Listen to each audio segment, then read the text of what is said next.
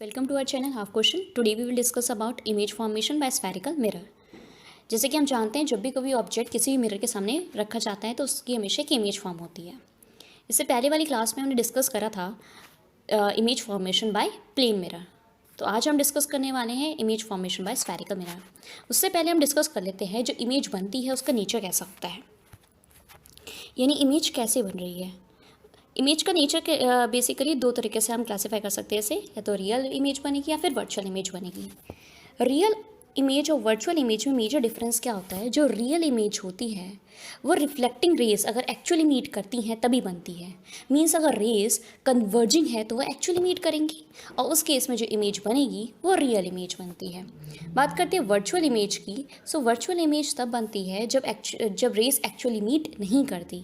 It means जो reflecting raise हैं वो कैसी हैं, डाइवर्जिंग हैं, यानी वो कभी नहीं मीट करेंगी। अगर हमें उन्हें मीट करवाना है तो हमें बैकवर्ड उन्हें एक्सटेंड करना पड़ेगा। एक्सटेंड करवा के जब हम उन्हें मीट करते हैं तो जो इमेज बनती है वो बनती है वर्चुअल इमेज। आई होप आपको रियल और वर्चुअल में क्लियर हो गया है डिफरेंस, और आगे जो हम रे डायग्राम करेंगे तो और क्लियर हो जाएगा। अब इमेज या तो इन्वर्टेड बनेगी या फिर इरेक्ट या अपराइट बनेगी। सपोज दिस इज ऑब्जेक्ट और अगर इसकी इमेज उल्टी बन रही है, ऐसे बन रही है, तो ये जो इमेज होती है ये होती है इन्वर्टेड इमेज।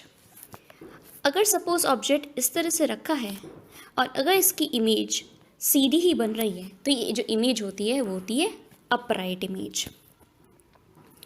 ठीक है, तो आई होप आपको इन्वर्टेड और अपराइट में भी डिफरेंस क्लियर हो गया है।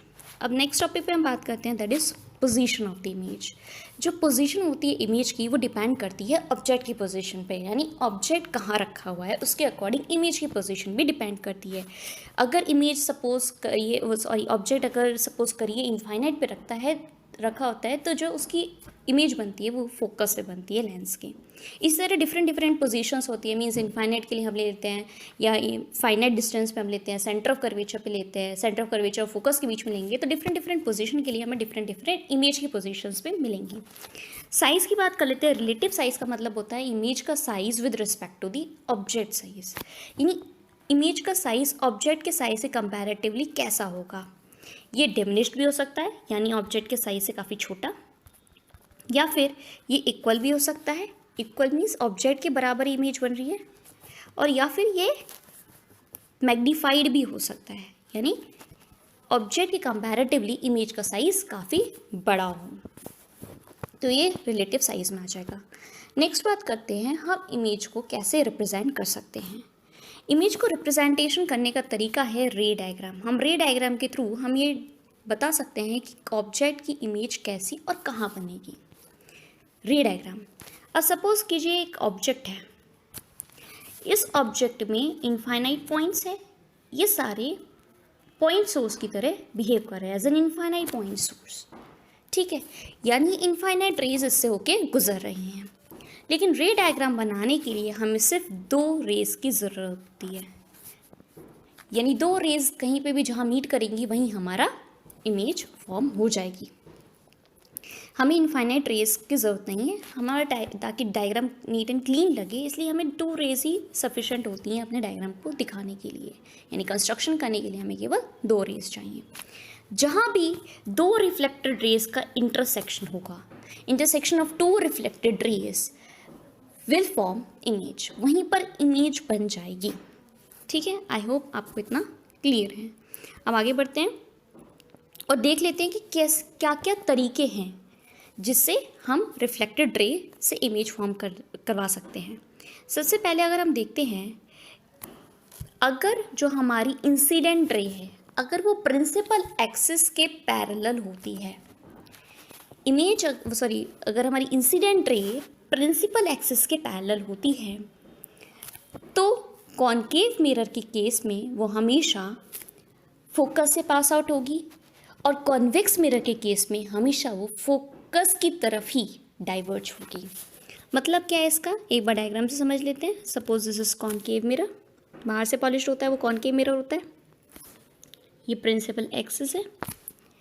अब कोई भी रे अगर प्रिंसिपल एक्सिस के पैरेलल आ रही है, दिस इज अ रे, पोल है, प्रिंसिपल एक्सिस के अगर कोई रे पैरेलल आ रही है तो वो हमेशा फोकस की तरफ से, सपोज ये पैरेलल रे है, फोकस की तरफ पॉइंट आउट होगी, ये हमेशा फोकस से पास आउट होगी।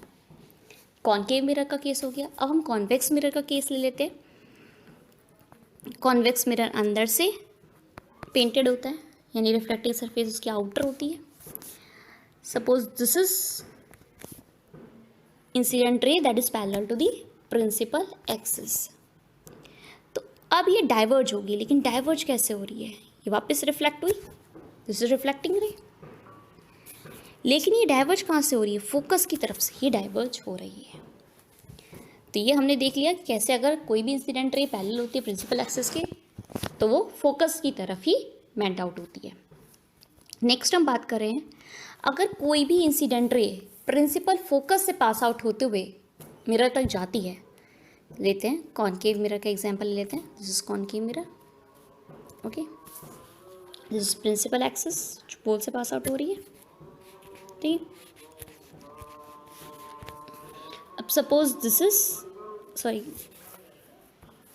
सपोज दिस इज इंसिडेंट रे जो फोकस से पास आउट हो रही है, ये फोकस है, ये पास आउट हो रही है। जैसे ये मिरर से जाकर पड़ती है, मिरर पर पड़ती है, तो ये क्या हो जाएगी, ये रिफ्लेक्ट होगी। और ये कैसे रिफ्लेक्ट होगी, just parallel to principal axis, यानी जब भी कोई इंसिडेंट रे फोकस से पास आउट होके मिरर पे पड़ेगी तो वो क्या कैसे हो जाएगी, वो हमेशा पैरेलल हो जाएगी। ये कॉनकेव मिरर का केस है। अब कॉन्वेक्स मिरर का केस भी ले लेते हैं। अब कॉन्वेक्स मिरर का केस ले लेते हैं। कॉन्वेक्स मिरर अंदर की तरफ से पॉलिश्ड होता है। ये सपोज प्रिंसिपल एक्सिस है, ये पोल है, ठीक है। अब कोई भी रो ऐसे इंसिडेंट कर रही है इसमें जो ये फोकस से पास आउट हो रही है, मीन्स सपोज कलर चेंज कर देते हैं। कोई एक रे है, इस तरह से पड़ी कि आगे जाके अगर हम इसे एक्सटेंड करेंगे तो ये फोकस की तरफ से पास आउट होगी। अगर कोई रे इस तरह से इंसिडेंट हो रही है, कॉन्वेक्स मिरर का केस है, तो क्या हो जाएगी, वापस पैरेलल हो जाएगी, parallel to the principal axis reflected ray pass out होगी, ठीक है। यानी प्रिंसिपल फोकस से, भले वो कॉनकेव मिरर का केस हो या कॉन्वेक्स मिरर का केस हो, अगर कोई भी इंसिडेंट रे प्रिंसिपल फोकस से पास आउट हो रही है तो हमेशा रिफ्लेक्ट होने के बाद प्रिंसिपल एक्सिस के पैरेलल हो जाएगी। अब बात कर लेते हैं, अगर कोई incident ray centre of curvature से पास आउट हो रही है और जो है इमेज और जो है मिरर पर पड़ रही है, तो क्या होगा उस केस में, अगर कोई भी जो हमारी इंसिडेंट रे है अगर हम सेंटर ऑफ कर्वेचर पर पड़ती है तो वो अपना पाथ रिट्रेस करेगी, यानी जिस पाथ पे वो पड़ी है वो उसी पाथ पे वापस रिवर्स हो जाएगी। डिस्कस कर लेते हैं विद द हेल्प ऑफ रे डायग्राम। पहले बात कर लेते हैं कॉनकेव मिरर की। Suppose this is concave mirror, ये रही हमारी प्रिंसिपल एक्सिस और ये रहा इसका पोल, ठीक है, बाकी सरफेस पॉलिश्ड है। अब सपोज जो रे है ये हमारा सेंटर ऑफ कर्वेचर है, ओके।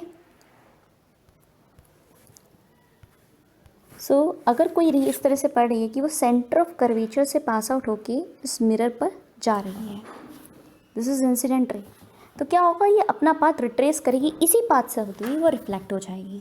अब देखिए इसका रीज़न क्या होता है, इसका रीज़न सिंपल ये होता है, देखिए ये सेंटर ऑफ कर्वेचर कभी भी मिरर से, स्फेरिकल मिरर से कितना एंगल बनाता है, अगर हम सेंटर ऑफ कर्वेचर से कोई लाइन इस मिरर पे फॉलो आउट करते हैं तो हमेशा कैसी होती है, परपेंडिकुलर होती है। अब सपोज कीजिए कि इंसिडेंट रे इसी लाइन पे पड़ रही है, दिस इज इंसिडेंट रे, यानी नॉर्मल से कितना एंगल बना रही है, वो 0 डिग्री एंगल बना रही है।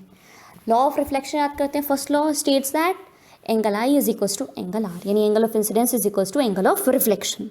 यानी 0 डिग्री एंगल पे ये इंसिडेंट कर रही है, तो यानी 0 डिग्री एंगल पे इसे रिफ्लेक्ट होना चाहिए, इसलिए वो अपने पाथ को वापस रिट्रेस करेगी, ठीक है।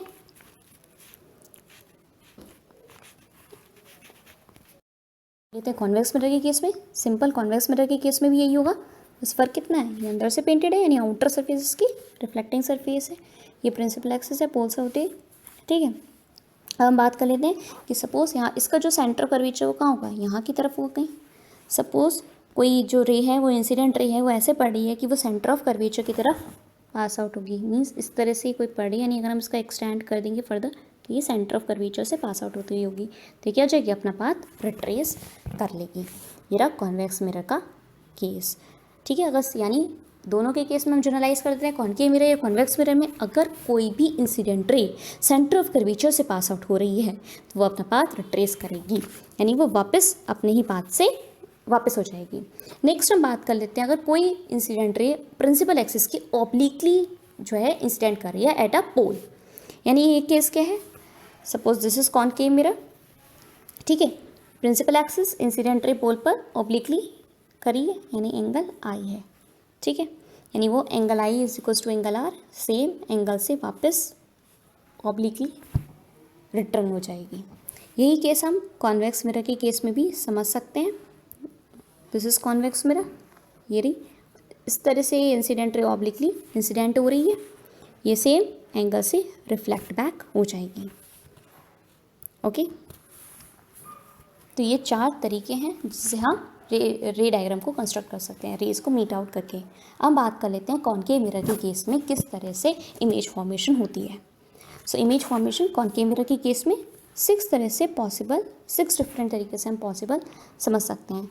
पहला अगर हम केस लेते हैं तो हम मान लेते हैं कि ऑब्जेक्ट सपोज करिए इन्फिनिटी पे रखा है, ऑब्जेक्ट का डिस्टेंस कहाँ है, इनफाइनाइट, ऑब्जेक्ट इन्फिनिटी पर रखा हुआ है। ऑब्जेक्ट अगर इन्फिनिटी पर रखा हुआ है तो कॉनकेव मिरर का पहला केस, कॉनकेव मिरर हम करें, कॉनकेव मिरर में क्या हो जाएगा, अगर ऑब्जेक्ट इन्फिनिटी पर, suppose this is concave mirror, this is principal axis, pole से पास आउट होती है, ठीक है, अगर ये जो ऑब्जेक्ट है इनफाइनाइट डिस्टेंस पे रखा हुआ है, सो उस केस में क्या होगा, जो रेज होंगी, याद करिए वो रेज कैसी होंगी, हमेशा पैरेलल होंगी। तो अभी जो फर्स्ट लॉ बताया था, ये लॉ नहीं कह के उसे कहते, फर्स्ट रूल बताया था, तो क्या बताया था कि अगर रे पैरेलल है तो हमेशा वो कहाँ डाइवर्ज, वो कन्वर्ज होगी, फोकस की तरफ कन्वर्ज हो जाएगी, फोकस से पास आउट होगी। देख रहे हैं, यानी ये जो कोई ऑब्जेक्ट ए भी था, इसकी जो इमेज बन रही है वो कहाँ बन रही है, फोकस पे बन रही है। अब यहाँ पे बात कर लेते हैं इमेज का नेचर कैसा है, इमेज रियल है या वर्चुअल है। तो पहले बताया था डेफिनेशन क्या है रियल इमेज की, रियल इमेज की डेफिनेशन सिंपल है कि अगर rays, reflected rays actually meet कर रही हैं तो वो कैसी हो जाएंगी, तो वो रियल इमेज बनाएंगी। यहाँ पे देखिए रेज एक्चुअली मीट कर रही हैं, देखिए एक्चुअल मीटिंग है, यानी जो इमेज बन रही है यहाँ कैसी बन रही है, रियल बन रही है, ठीक है। और कैसी बन रही है, अगर हम इसका साइज़ देखते हैं तो देखिए कैसा है इसका size, it's a point size. So पहले केस अगर ऑब्जेक्ट इन्फिनिटी पर रखा है तो उसकी इमेज फोकस पे फॉर्म्ड होगी, वो एक रियल इमेज होगी और पॉइंट इमेज होगी। नेक्स्ट केस को अगर हम कंसिडर करें, नेक्स्ट केस ले लेते हैं, सपोज ऑब्जेक्ट रखा है, सेकंड केस ऑब्जेक्ट कहीं पे भी फाइनाइट डिस्टेंस पे रखा हुआ है, ऑब्जेक्ट फाइनाइट डिस्टेंस पे, इनफाइनाइट ना हो क्या, वो कहाँ है, फाइनाइट डिस्टेंस पे रखा हुआ है। So this is concave mirror, this is principal axis, pole से पास आउट होती है। अब ऑब्जेक्ट को हमने कहीं फाइनाइट डिस्टेंस पे रख दिया है, यहाँ कहीं सेंटर ऑफ कर्वेचर, कहीं फोकस होगा, ठीक है, इस मिरर का। तो यहाँ से अब जो ऑब्जेक्ट है, यहाँ से हमारी रे निकलती है, सपोज पहली गई पैरेलल रे, अगर रे पैरेलल है तो कहाँ से पास आउट होगी, हमेशा फोकस से पास आउट होगी। दूसरी मान लेते हैं सेंटर ऑफ कर्वेचर से पास आउट हो रही है, यानी सेंटर ऑफ कर्वेचर से पास आउट हो रही है तो वो अपना पाथ क्या करेगी, रिट्रेस करेगी, यानी जो इमेज फॉर्मेशन कहाँ होगा, जहाँ ये दोनों रेज मीट कर रही हैं वहीं पे हमारा इमेज फॉर्मेशन हो जाएगा। इमेज फॉर्मेशन कहीं यहाँ होगा, यानी सेंटर ऑफ कर्वेचर और फोकस के बीच में। अब ये देखिए इमेज कैसी बन रही है, क्योंकि rays, reflected rays actually meet कर रही है, यानी इमेज बन रही है रियल, और कैसी बन रही है, इन्वर्टेड, उल्टी बन रही है इमेज, इन्वर्टेड बन रही है। अगर हम इसके साइज़ की बात करते हैं तो ये ऑब्जेक्ट के साइज़ के कंपैरेटिवली इसका साइज़ कैसा है, छोटा है, यानी डिमिनिश्ड साइज़ की इमेज फॉर्मेशन हो रहा है सेकेंड केस को अगर हम कंसिडर करते हैं तो। अब नेक्स्ट केस मान लेते हैं कि सपोज ऑब्जेक्ट रखा है हमारा सेंटर ऑफ कर्वेचर पर। अगर हमारा ऑब्जेक्ट कहीं सेंटर ऑफ कर्वेचर पर रखा हुआ है तो उस केस में क्या होगा, अगर हमारा ऑब्जेक्ट कहीं भी सेंटर ऑफ कर्वेचर पर रखा हुआ है तो उस केस में इमेज कैसे बनती है वो भी देख लेते हैं। ये रहा हमारा कॉनकेव मिरर, ठीक है, ये रही हमारी प्रिंसिपल एक्सिस जो कहाँ से पड़ रही है, पोल पर, पोल से पास आउट हो रही है, ठीक है। अब इमेज बनाने के लिए क्या चाहिए, कोई सी भी दो रेज चाहिए होती हैं, और ऑब्जेक्ट हमारा कहाँ रखा हुआ है, सेंटर ऑफ कर्वेचर पे रखा हुआ है। दिस इज सपोज हमारा ऑब्जेक्ट इस सेंटर ऑफ कर्वेचर पड़ा हुआ है। तो पहली रे लेते हैं पैरेलल टू प्रिंसिपल एक्सिस, और फर्स्ट रूल क्या कह रहा है, अगर कोई भी रे इंसिडेंट कर रही है parallel to the principal axis, तो वो कहाँ से रिफ्लेक्ट होगी, हमेशा वो फोकस से रिफ्लेक्ट होने के बाद फोकस से पास आउट होगी, ठीक है। ये हमारा पैरा रूल हो गया, ठीक है। अब क्योंकि हमें इमेज फॉर्मेशन के लिए कोई सी भी दो रेज चाहिए होती हैं, तो सेकेंड रे लेते हैं। सेकेंड रे को हम फोकस से पास आउट कराते हैं।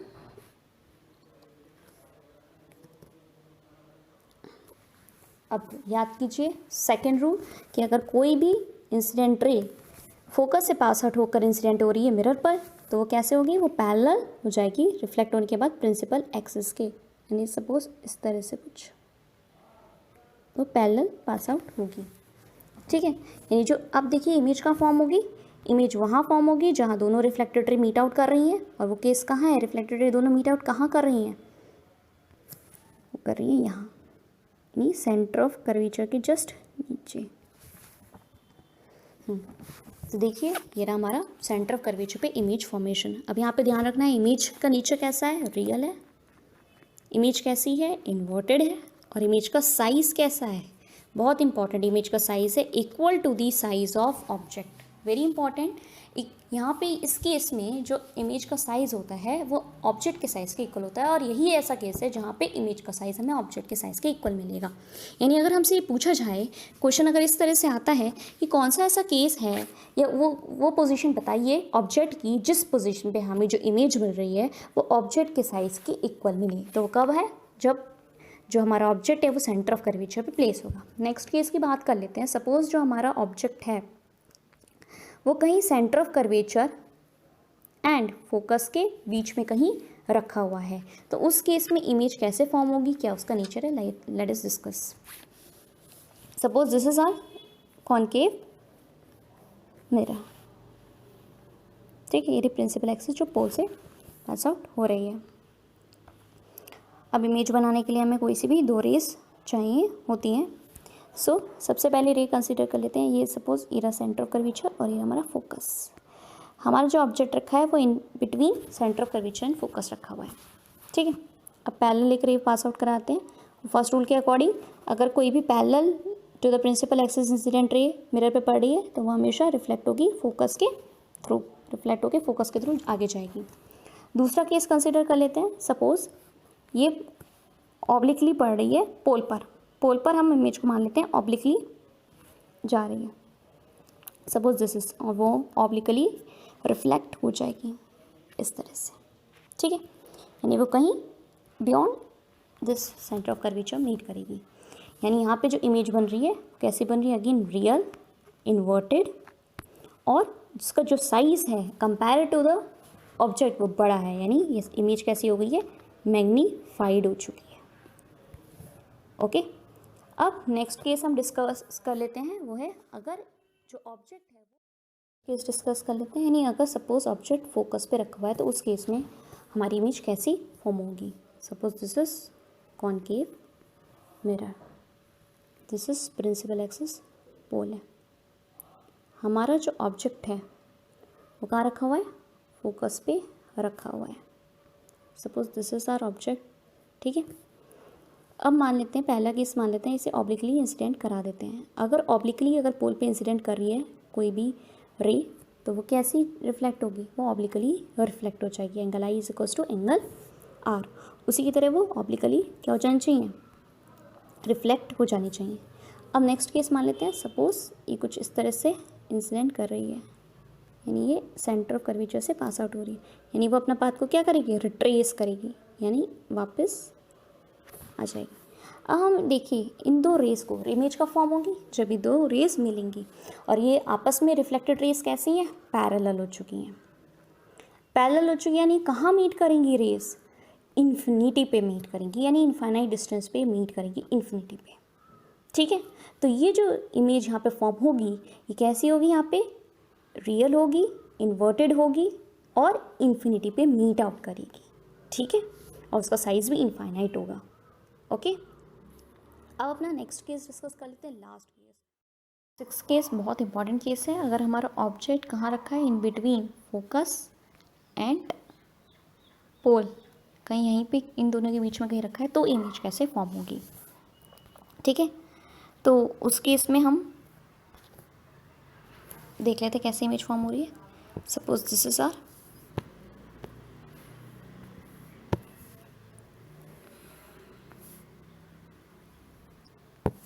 Concave mirror and this is our principal axis, जो कि पोल से पास आउट हो रही है। ठीक है, ये प्रिंसिपल एक्सिस है। अब हमारा जो ऑब्जेक्ट है, सपोज दिस इज फोकस, ये फोकस और पोल के इन बिटवीन कहीं रखा हुआ है इस तरह से। तो हमारी जो इमेज है वो किस तरह से फॉर्म होगी। सो इमेज फॉर्मेशन के लिए हमें 2 रेज चाहिए एटलीस्ट। लेट अस कंसिडर कि जो एक रे है वो इस तरह से इंसिडेंट हो रही है, कुछ इस तरह से इंसिडेंट हो रही है, जो सेंटर ऑफ कर्वेचर से पास आउट होगी, यानी वो रिट्रेस करेगी अपना पाथ। ठीक है, अब एक और रे कंसिडर कर लेते हैं।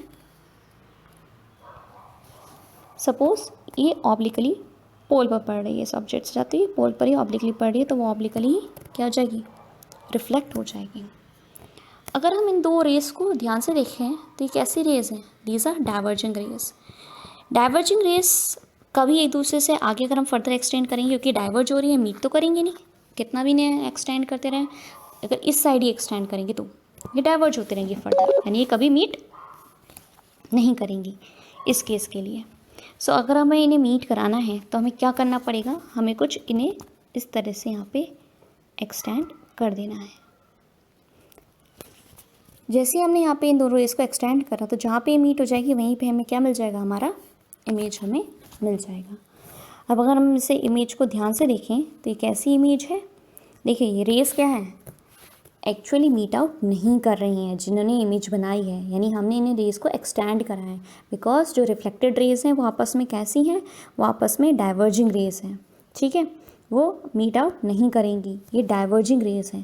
बिकॉज ये रेस डाइवर्जिंग रेस थी, ये कभी मीट इधर नहीं करेंगी, इन्हें हमें एक्सटेंड करके बनाना पड़ा है, यानी एक्चुअल रेस के मीट होने से नहीं बनी है। यानी जो इमेज है कैसी है, इट इज़ वर्चुअल। और कैसी है, ये इरेक्ट है, अपराइट है। और कैसी है, ये मैग्नीफाइड है। ठीक है, सो ये इमेज वर्चुअल भी है, इरेक्ट भी है और मैग्नीफाइड भी है। सो कॉनकेव मिरर के केस में ये जो 6th केस है इसलिए इंपॉर्टेंट है क्योंकि यही सिर्फ एक ऐसा केस है जिसमें इमेज वर्चुअल बनती है। बाकी सारे केसेस में हमने देखा सारी केसेस में इमेज जो है रियल बन रही है। तो अगर क्वेश्चन आ रहा है कि वो केस ड्रॉ करिए, इस तरह से क्वेश्चन आ सकता है कि रे डायग्राम ड्रॉ करिए उस केस के लिए कॉनकेव मिरर का जिसमें जो इमेज फॉर्मेशन है वो वर्चुअल बने या फिर इरेक्ट बने, तो हमें 6th केस कंसिडर करके ड्रॉ करना पड़ेगा। इसलिए बहुत इंपॉर्टेंट केस है कॉनकेव मिरर के केस में। तो चलिए देख लेते हैं अब थोड़ा सा कि जो अभी हमने करा है कि उसमें नेचर कैसा है इमेज का, ऑब्जेक्ट की पोजीशन क्या है।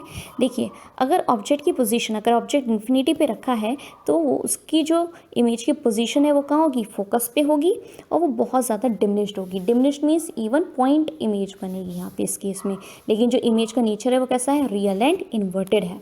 अगर हम बियॉन्ड सी रखें, ठीक है, नहीं फाइनाइट डिस्टेंस पे रख रहे हैं बट बियॉन्ड सी रख रहे हैं, तो जो उसकी इमेज है कहीं फोकस और सेंटर ऑफ कर्वेचर के बीच में बनेगी और इमेज कैसी होगी, डिमिनिश्ड होगी, यानी ऑब्जेक्ट से छोटी होगी, रियल एंड इन्वर्टेड बनेगी। अगर हम इसे सेंटर ऑफ कर्वेचर पे रख रहे हैं तो इमेज सेंटर ऑफ कर्वेचर पे बनेगी और सेम साइज़ की होगी, रियल एंड इन्वर्टेड होगी। सो 3rd केस भी बहुत इंपॉर्टेंट है क्योंकि यहाँ पे इमेज का साइज़ कैसा है, इक्वल है टू दी ऑब्जेक्ट साइज़।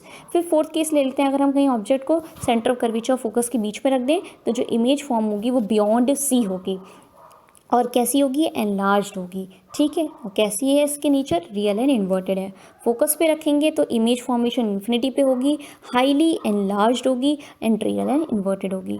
और अगर हम इसे पोल और फोकस के बीच में कहीं रख देते हैं तो behind the mirror the image formation होगी, एनलार्ज्ड होगी यानी मैग्नीफाइड होगी और वर्चुअल एंड इरेक्ट होगी। लास्ट केस इसलिए important because it is virtual and erect formation हो रहा है।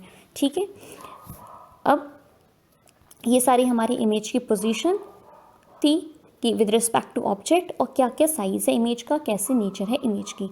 अब कल हम डिस्कस करेंगे कि कॉन्वेक्स मिरर के केस में और साइन कन्वेंशंस क्या लिए जाएं। ठीक है, तो कल मिलते हैं नेक्स्ट क्लास में। Thank you.